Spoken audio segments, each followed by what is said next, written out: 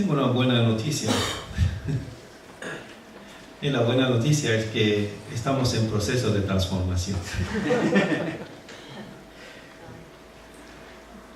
Y también, como estamos en otro proceso, el Señor la semana pasada me llevó a pensar en la resurrección, porque en la iglesia árabe tenía que hablar y meditando sobre la resurrección, me llevó a ver esta imagen del proceso de la resurrección. Se habla de la resurrección como un evento que sucedió al tercer día, después de la crucifixión. Pero no nos fijamos que había también un proceso de resurrección. Esos son los 40 días que el Señor pasó con los discípulos apareciendo, que precedieron su partida o cuando ascendió al cielo. Y durante estos 40 días Él apareció, también enseñó, firmó a Tomás en su fe, volvió a poner a Pedro en su lugar, hizo muchas cosas, además de aparecer a los discípulos. Y realmente estamos en el proceso. Todos estamos esperando el día que nos vamos a estar con el Señor. O nos elevamos, si viene ahora, o si viene después que ya habíamos dormido, nos levantamos de donde estaremos.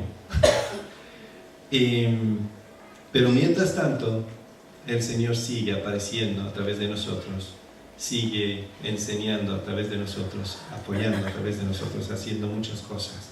Y hoy, en el mismo proceso de la transformación, cuando el Señor nos transforma en sus siervos y nos enseña mucho. Y vamos a leer por esto en San Juan, capítulo 13. San Juan, capítulo 13, los versículos del 1 al 17.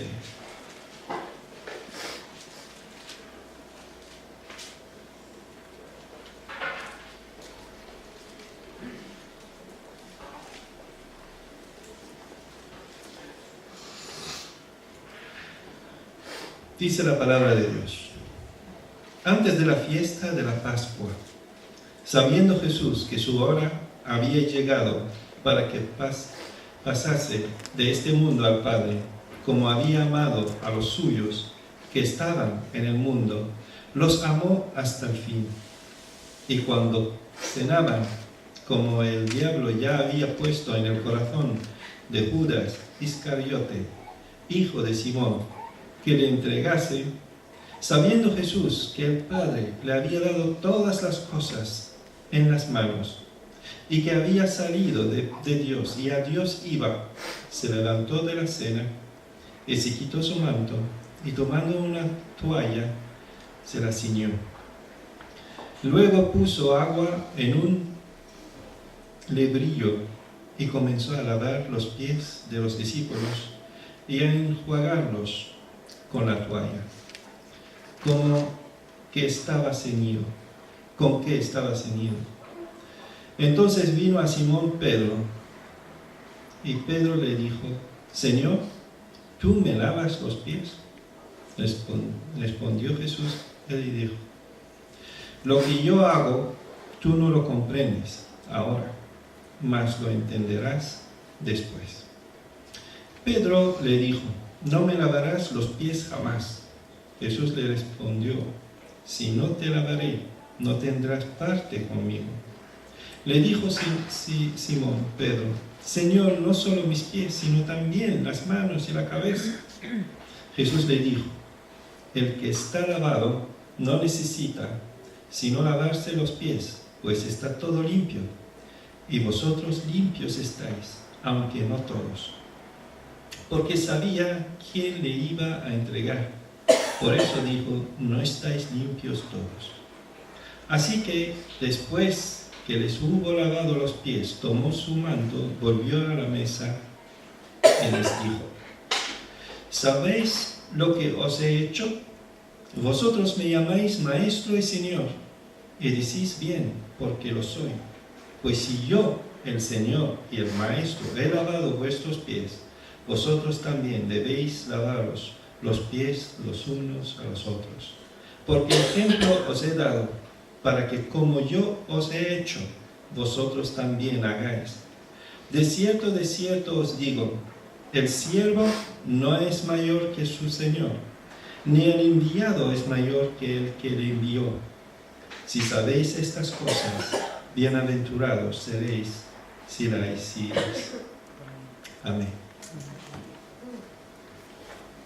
En este capítulo vemos que el Señor hace algo inusual, culturalmente. Vemos también un diálogo entre el Señor y Pedro, donde hay como una resistencia a someterse a lo que el Señor estaba haciendo. Y luego al final, como una conclusión o una enseñanza, lo que el Señor quiere enseñarnos con todo esto. Pero vamos a empezar por este acto inusual culturalmente. Lavar los pies de los demás. Lo encontramos muy pocas veces en la Biblia.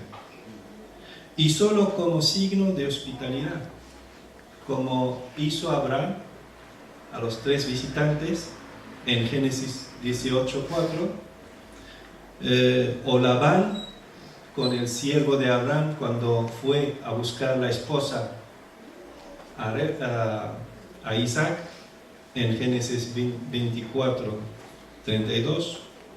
También lo vemos en Abigail cuando recibió los siervos de David en 1 de Samuel 25:41. Esto en todo el Antiguo Testamento, 3 lugares donde se menciona, se le dio agua para lavar los pies. Y luego en el Nuevo Testamento vimos, era un poco distinto, porque en los dos sitios vemos una mujer pecadora que vino a la casa de Simón el fariseo y lavó los pies del Señor con perfume en Lucas 7:38. Y también en Betania, la casa de María, Marta y Lázaro, cuando María vino y también lavó los pies del Señor con perfume muy valioso, muy caro. Y en Juan 12, el capítulo anterior a lo que estamos hoy meditando. Y normalmente lavar los pies era un signo de hospitalidad cuando una persona viene de viaje, visita a otra persona o es invitado a algún banquete, se le da agua para lavarse sus pies. Y solo si los anfitriones son ricos y tienen esclavos, eran solo los esclavos lo que hacían lavar los pies de los demás, sino el huésped o el invitado mismo toma el agua y tiene que lavarse sus pies por sí solo. ¿Por qué? Porque en la cultura hebraica o para los hijos de Israel era por ley prohibido que hagan un trabajo de esclavo. Está escrito en Levítico 25:39. Si tu hermano empobrece estando contigo y se vende a ti, no lo hagas servir como esclavo. Entonces, aunque es no puede lavar los pies de los demás porque es un trabajo de un esclavo. Y por eso era inusual, era algo raro, para que el Señor se levanta y se pone a lavar los pies de sus discípulos. Entonces viene la pregunta, ¿por qué lo hace? Y lo hace para enseñarnos. Primera cosa que vemos en todo este acontecimiento es que el Señor estaba centrado en su meta. Centrado en su meta. Antes que Él empiece a lavar, se decía varias cosas. Dice, antes de la fiesta de la Pascua, y siempre me atrae esta palabra, sabiendo Jesús que su hora había llegado para que pasara de este mundo al Padre. Sabiendo. Él sabía su meta, sabía lo que tiene que hacer, por qué ha venido y lo que le esperaba. Él lo sabía perfectamente. Y luego vemos, como había amado a los suyos que estaban en el mundo, los amó hasta el fin. Y cuando cenaban, como el diablo ya había puesto en el corazón de Judas Iscariote, hijo de Simón, que lo entregara, sabiendo Jesús, otra vez, que el Padre le había dado todas las cosas en la mano, y que había salido de Dios, y a Dios iba. Se levantó de la cena, se quitó su manto. Entonces, Él estaba centrado en su meta. Primero, en su propósito. El propósito, Él vino para cumplir algo y regresar a la casa del Padre. Su anhelo era regresar lo antes posible. Nada más terminar, ya puedo volver a la casa. Como, voy a dar un ejemplo. Los que estamos sirviendo, a veces nos llaman para ir, como el hermano Nico. Y cuando está ahí, además del gozo de estar ahí sirviendo y todo, su anhelo es cuando termina y regresar a casa. Y era mi anhelo cada vez que me llaman a un sitio para hacer algo o para servir. Y es algo comprensible. Y es lo mismo que sentía el Señor. Además del gozo de estar con nosotros, también tenía el anhelo de terminar y regresar a la casa del Padre. Segunda cosa que vemos, que tenía un amor completo. Dice, había amado a los suyos que estaban en el mundo. Los amó hasta el fin. Los amó hasta el fin. Cada palabra que se escribe en la Biblia tiene su significado, tiene su peso y tiene el porqué.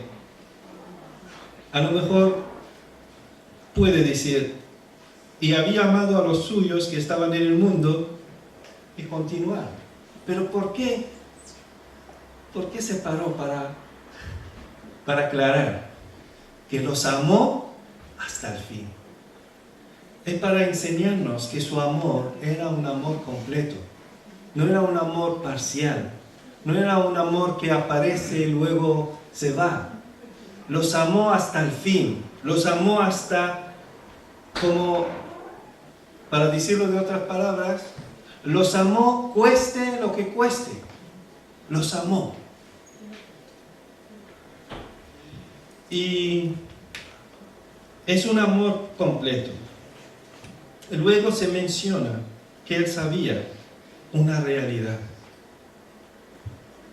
Y esta realidad es que nada va a perder.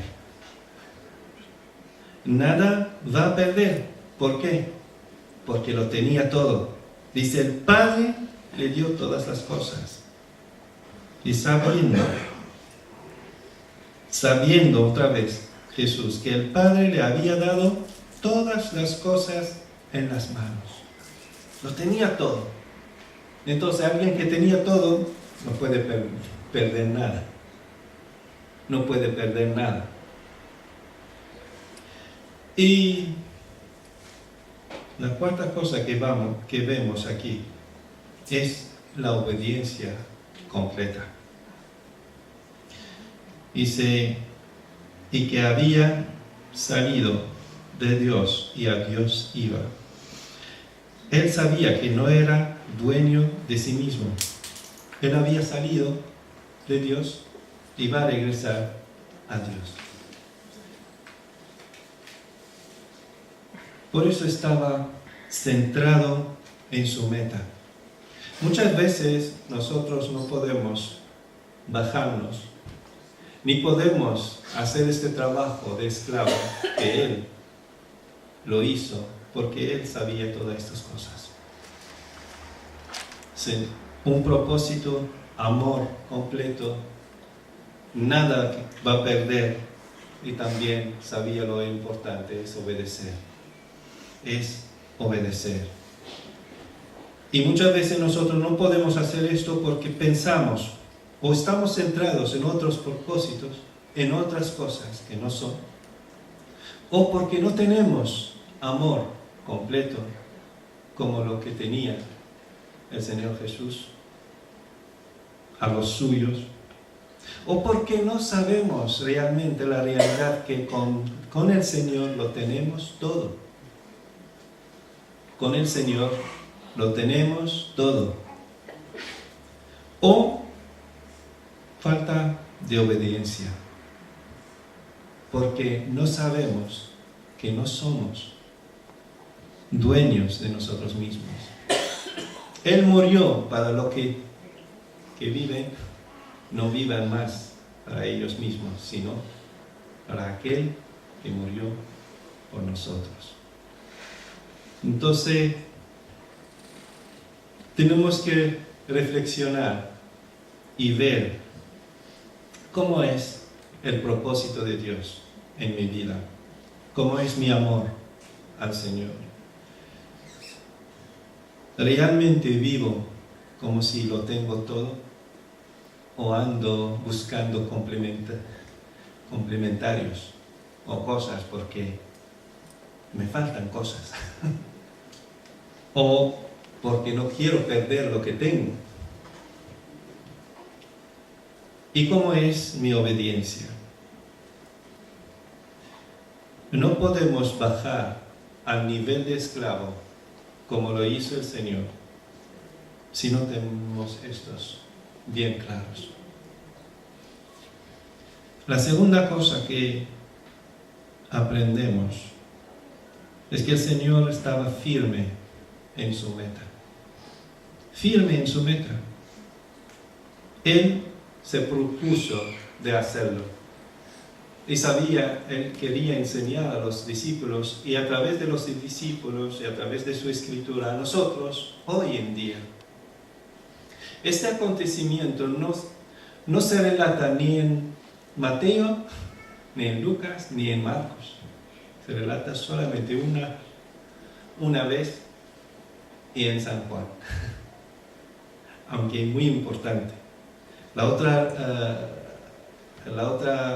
como observación es que los tres demás, porque era la noche el que va a ser entregado, la noche el que va a ser juzgado, era la noche del jueves, y lo que pasó que los tres se han centrado más en la Santa Cena, que el Señor está con los discípulos y está dando la Santa Cena, ofreciendo la Santa Cena. Entonces le han explicado.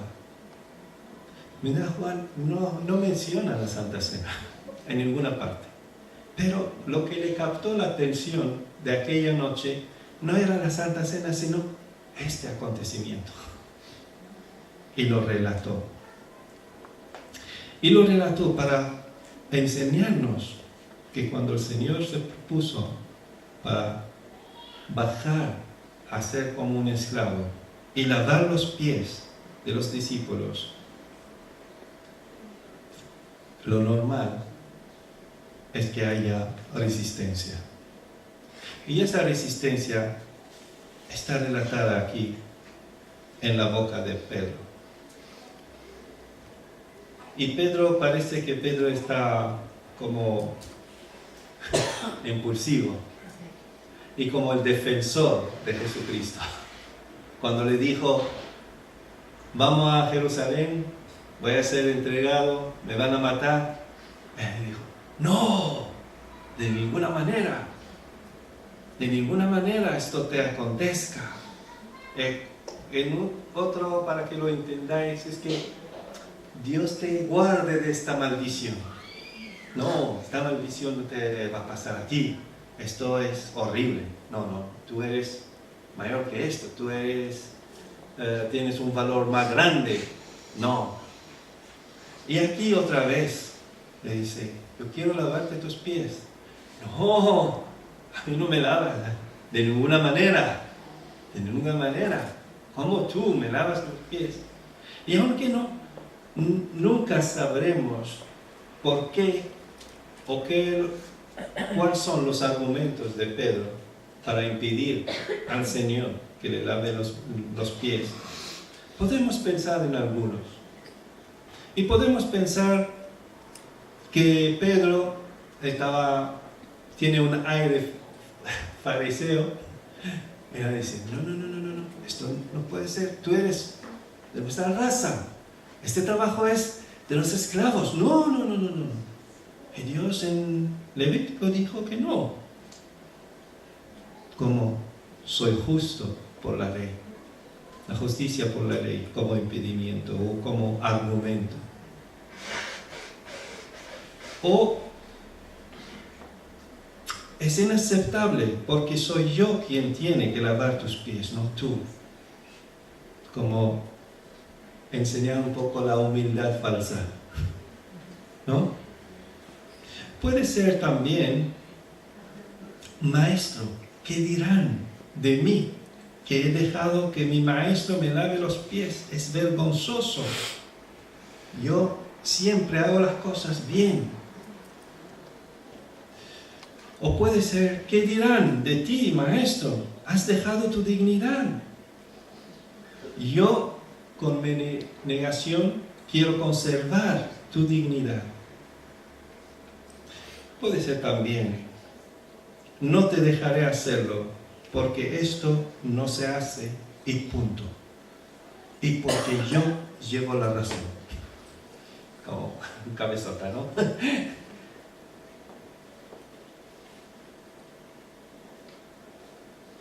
Entonces, me viene la pregunta, ¿qué haces cuando tienes resistencia y no te dejan obedecer al Señor? Cuando el Señor ponga algo en tu corazón y quieres hacerlo, pero todo el mundo está en contra, o algunos están en contra. Vas a decir, sí, gracias, no he visto esto. Llevas razón. Yo no me he fijado que este argumento, sí, como dejarte intimidar. O la otra opción es, esto es lo que tengo que hacer y tengo que quitarte del medio por las buenas o por las malas. Y normalmente acudimos a las malas, ¿no? Porque yo tengo que hacerlo. Y aquí vemos que el Señor no se peleó con Pedro.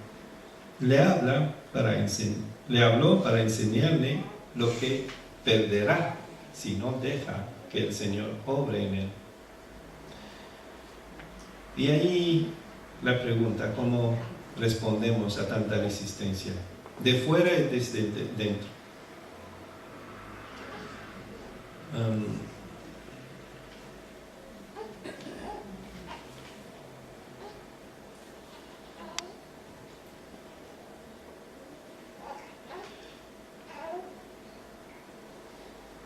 Desde fuera es natural, ¿no? La resistencia. pero desde dentro trae mucho sufrimiento. Yo recuerdo un siervo del Señor que está ahora con el Señor. Dijo que cuando tú vas a una casa, es normal que viene humo o olor de fuego desde la cocina. Antiguamente más, hoy en día ya es diferente, pero antiguamente cuando cocinaban con leña, cuando entras en una casa, es normal que hay humo, olor a humo y fuego que procede desde la cocina. Lo que no es normal es cuando este humo sale del salón o sale del dormitorio, ya no es normal, es que hay fuego ahí. Y hablaba de la resistencia o cuando tenemos conflictos. Como creyentes y como hermanos, queremos vivir al Señor y es normal, como estamos en la banda de luz, en el lado de la luz, el lado de la vida, de la verdad, los que están en el otro lado ya chocan con nosotros, porque ya hemos salido de ahí y hacemos las cosas que ellos no ven, y entramos en este conflicto, porque también Satanás usa los suyos, los usa de una forma para intentar, si no llevarnos de vuelta ahí, por lo menos hacernos la vida dura. Y el Señor lo sabe, pero lo utiliza para afirmarnos, para fortalecernos, y para guiarnos, y para forjarnos, y para transformarnos. Pero cuando pasa eso dentro, cuando son los hermanos mismos que crean la resistencia, ahí cuando duele más y es difícil. Y entonces con el hermano no debemos quitarlo del medio, sino hablar las cosas. ¿Cómo hizo Jesús? Habló con Pedro, le aclaró las cosas, pero no estaba esperando que Pedro le daba la razón, pero le dijo: tienes una elección, y yo no voy a hacer algo que tú no me permites hacer, pero la consecuencia es que vas a perder esto y esto y esto. Y cuando Pedro lo calculó bien, vio lo que va a perder, dijo: no solamente mis pies, lávame entero. Entonces, con el hermano debemos hacer esto, pero no vamos a entrar en un conflicto con el hermano, ni la vamos a pedir que haga algo que él no lo ve, pero solamente que él va a tener que asumir las consecuencias de su elección. Y cuando viene de fuera, mi parte favorita es lo que está escrito en Isaías. Y este es el modelo que intento seguir. Isaías 56 y 7 dice: di mi cuerpo a los heridores y mis mejillas a los que me mesaban la barba. No aparté mi rostro de injurias de esputos, porque Jehová el Señor me ayuda.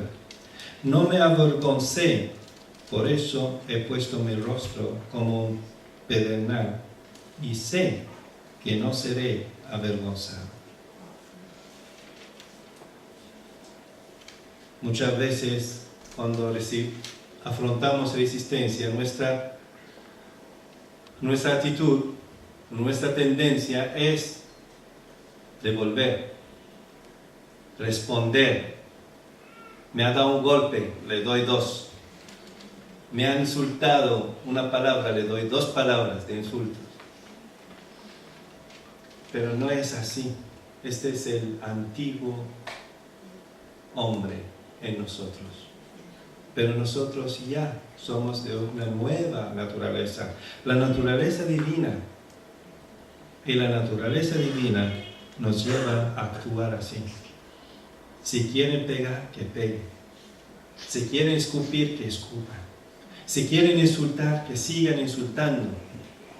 Y yo no me voy a detenerme para responder, porque el tiempo que yo voy a estar respondiendo, aclarando, rectificando mi postura, intentando de protegerme o proteger mi posición, el tiempo corre. Y en vez de estar donde el Señor quiere que esté, estoy perdiendo el tiempo sutilmente. Y todo el tiempo que Satanás me deja en este círculo, entrando en argumentos y aclarar las cosas, en un debate, ¿quién lleva la razón? Lo estoy perdiendo en el reino de Dios. Entonces, si quieren insultar, que insulten. Si quieren pegar, que peguen. Hay que quedar siempre firme en la meta. Firme. Hay un propósito, para ello me voy. Y para ello tienes que ir. No te detengas. Me gusta siempre este refrán o dicho que escuché varias veces. Y no paras hasta por tener impulso, ¿no? No se dice, no paras hasta por coger impulso o tener impulso para seguir adelante. Hay que seguir sin parar, ¿no? El tercer punto es la enseñanza que el Señor nos hizo. Es ser como el maestro, pero no más, porque ningún siervo es mayor que su Señor. El Señor quiere que seamos como Él, nada más. Nada más, no anhelamos. El problema es que al servir al Señor tenemos esta tendencia, y si no estamos conscientes, dejamos que el orgullo, porque estamos en el ministerio, estamos haciendo algo, nos invade el orgullo y llega un momento que pensamos que nosotros somos mejor o mayor y que la gente nos tiene que tratar de una forma adecuada. ¿Por qué? Porque somos mayores. Pues si quieres ser mayor que el Señor, hazlo en el otro lado. No en el lado de la gloria, en el lado del servicio. Pero no creo que nadie puede bajarse más que un esclavo. El Señor lo limitó de los dos lados. Lo limitó. Como esclavo es lo más bajo. Y de la gloria es lo más alto. No podemos tener más gloria que Él, pero no podemos bajar más de lo que Él bajó. Y solo nos pide de ser como Él. Ser como Él. ¿Sabéis lo que os he hecho? ¿Habéis visto? Vosotros me llamáis Maestro y Señor. Y decís bien, porque lo soy. Soy Maestro y soy Señor. Pues si yo, el Señor y el Maestro, he lavado vuestros pies, vosotros también debéis lavaros los pies los unos a los otros, porque ejemplo os he dado, para que como yo os he hecho, vosotros también hagáis. El siervo no es mayor que su Señor, ni el enviado es mayor que el que lo envió. Si sabéis estas cosas, bienaventurados sois si las hacéis. Si yo he bajado al nivel de esclavo, vosotros también. Si yo he lavado los pies, vosotros también. Si yo os he dado un ejemplo vivo, vosotros también. tenéis que ser ejemplos vivos para los demás. Aquí no se trata de lavar los pies como hace el Papa cada Pascua, cuando lava los pies a los presos, o como hacen en algunas iglesias en algún evento, empiezan a lavar los pies uno a otro. Cosa buena, yo no digo nada que esto está malo, pero creo que la enseñanza del Señor va más allá de un acto visual. Lo que yo hago, tú no lo comprendes ahora, pero lo entenderás después. Esto es lo que dijo a Pedro. Y lo dice a todos nosotros. Y hoy la pregunta, ¿hemos comprendido, ya que han pasado mucho tiempo después? ¿Hemos comprendido lo que ha hecho el Señor? Lo que hizo el Señor tiene que ver con el perdón. Porque cuando se habla de lavar, usando el agua, siempre en el contexto de lavar pecados, de lavar, ¿cómo se llama? De santificación, purificación.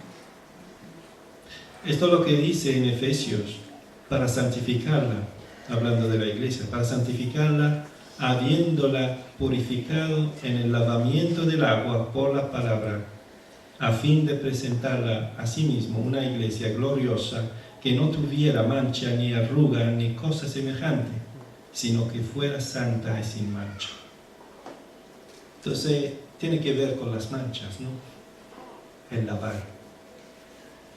En Tito dice, nos salvó no por obras de justicia que nosotros hubiéramos hecho, sino por su misericordia, por el lavamiento de la regeneración y por la renovación en el Espíritu Santo. El lavamiento.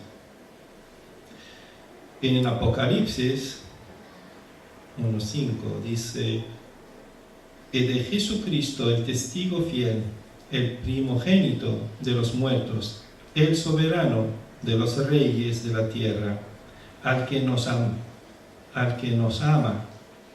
nos ha lavado de nuestros pecados con su sangre. El problema es que no sabemos ni recibir el perdón, ni darlo. Lavar los pies es perdonar las ofensas de unos a otros. No se trata de que el otro reconozca su error, sino que tú sepas hacer lo correcto. Cuando perdonamos, muchas veces, por eso no sabemos cómo perdonar, no dar perdón. Porque pensamos que el otro tiene que entender bien lo que yo estoy haciendo. Le estoy ofreciendo mi perdón y él lo tiene que entender bien. Y esto no es perdón. Y si vamos a esperar a que lo otro entienda que lo estamos perdonando, vamos a esperar mucho. Vamos a esperar a la eternidad. Pero ¿cómo nos perdonó el Señor? A que muchos hoy en día todavía no entienden el perdón del Señor. Pero el Señor ya ha otorgado su perdón. Si ellos no lo entienden y no lo reciben, es problema de ellos. El Señor cumplió.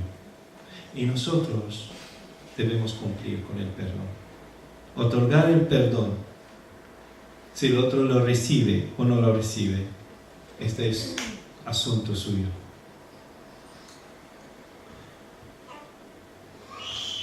Y tampoco sabemos recibir el perdón. Y cuando recibimos el perdón, debemos también ser humildes. Porque a veces cuando viene un hermano y me dice, perdona, es sutil, uno empieza a sentirse, mira, se ha humillado. ya soy alguien. Y esto no es la forma de recibir el perdón.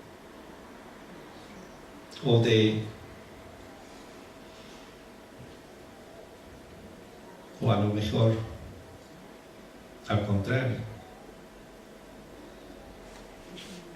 me pongo en la falsa humildad también. Todos los extremos son malos. Debemos recibir el perdón y debemos dar el perdón. Y recibir el perdón de Dios, sobre todo cuando uno está haciendo algo malo y lo sabe y lo confiesa, y muchas veces no perdona a sí mismo. Y esto me pasaba antes, hasta que un hermano me dijo, estaba orando con él, el Señor le reveló esto. Él me dijo, esto me viene de parte del Señor para ti. Para de traer tus pecados a la cruz. Que suena un poco raro, pero Él me lo explicó. Él me dijo, tú cuando cometas un error o pecas, siempre pides perdón y lo traes a la cruz como si Jesucristo tiene que bajar desde el cielo otra vez para crucificarse porque se ha olvidado de tu pecado. Y me dijo, el Señor ya se crucificó hace 2000 años por todos tus pecados. Por todos tus pecados.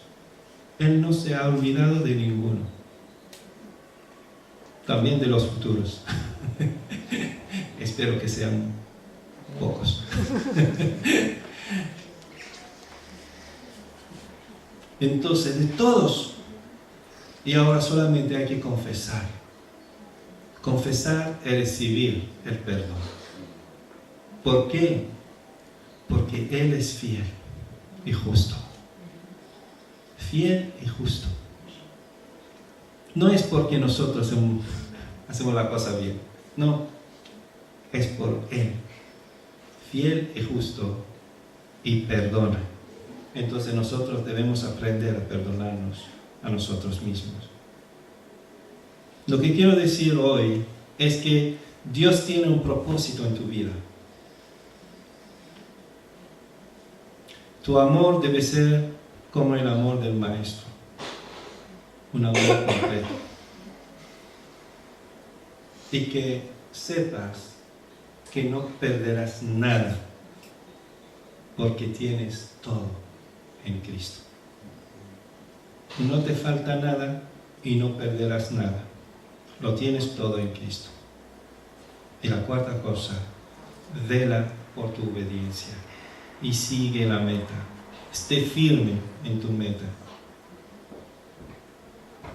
Dice el Señor, en esto conocerán todos que sois mis discípulos, si tenéis amor los unos por los otros.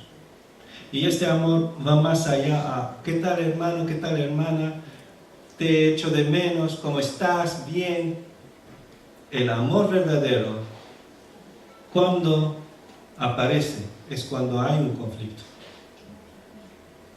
Es cuando hay un conflicto, es la prueba del amor. No cuando todas las cosas son bien. No. Cuando viene el conflicto, cuando vienen problemas, ahí como yo trato a mi hermano. ¿Lo trato con justicia o lo trato con misericordia y amor? ¿Con condenación o con gracia? Ahí está el amor. Si vosotros permanecéis en mi palabra, seréis verdaderamente mis discípulos. Y para ser discípulos verdaderos debemos ser como el Maestro. Y si Él puso una toalla y llevó una vasija de agua y se puso a lavar los pies de los discípulos, nosotros debemos hacer lo mismo. Debemos hacer lo mismo. Y es estar dispuestos a servir unos a otros. Si sabéis estas cosas, bienaventurados sois si las hacéis. Entonces la cuestión no es el saber. Y estoy seguro, para saber, yo he hablado mucho del saber, pero siempre cuando hablamos del saber, anhelamos a que se cumpla, a que se aplique, empezando por mí mismo. Mi anhelo es que yo pueda ser como mi maestro y lavar los pies de todos los que están aquí y los que no están aquí, todos mis hermanos y mis hermanas, y estar firme, concentrado en la meta, en el propósito, firme en mi propósito y seguir a mi maestro. Amar un amor completo, saber que tengo todo en Él y vivir la vida de obediencia. Que el Señor os bendiga.